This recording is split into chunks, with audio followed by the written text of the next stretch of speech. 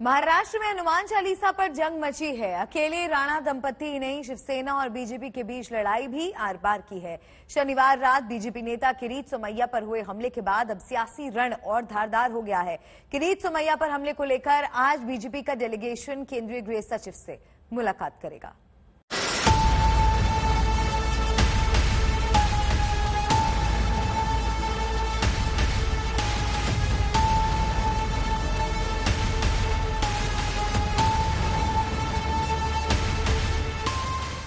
मुद्दा भले ही हनुमान चालीसा के पाठ का हो, लेकिन इसके पीछे असल जंग महाराष्ट्र की राजनीति की है, जिसमें हर कोई खुद को बड़ा हनुमान भक्त दिखाना चाहता है, अपनी पार्टी को हिंदुत्ववादी बताना चाहता है। यही वजह है कि जब हनुमान चालीसा के पाठ पर घमासान के बीच नवनीत राणा और उनके पति को पुलिस ने गिरफ्तार किया, तो बीजेपी नेता किरीट सोमैया उनकी मदद के लिए थाने पहुंच गए। लेकिन यहाँ शिवसेना कार्यकर्ताओं ने उनका घेराव किया, गाड़ी पर पथराव किया। रात को 10:30 बजे स्टेट स्पॉन्सर्ड पुलिस की मदद से 70-80 शिवसेना के गुंडा ने मेरे पे हमला किया। वो पुलिस की मिलीभगत से हुआ। 70-80 लोग वहां इकट्ठे कैसे हुए? मुझे तो केंद्र सरकार ने Z कैटेगरी सिक्योरिटी दिए, कमांडो ने चिंता व्यक्त की। ये जानकारी है।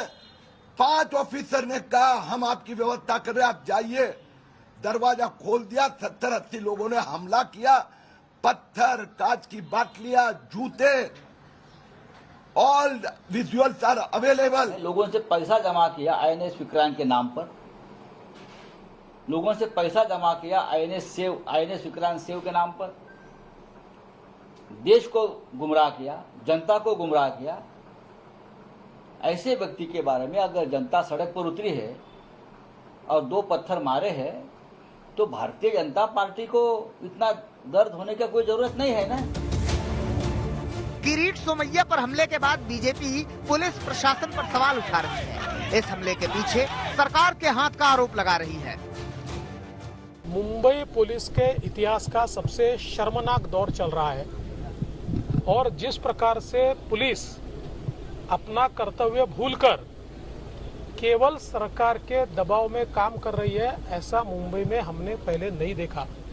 विशेष रूप से किरीट सोमैया जो Z प्रोटेक्टी है, बावजूद उसके पुलिस उनको एक प्रकार से गुंडों के हवाले कर देती है और पुलिस के सामने इतना बड़ा पत्थर फेंका जाता है, उनको जान से मारने का प्रयास किया जाता है।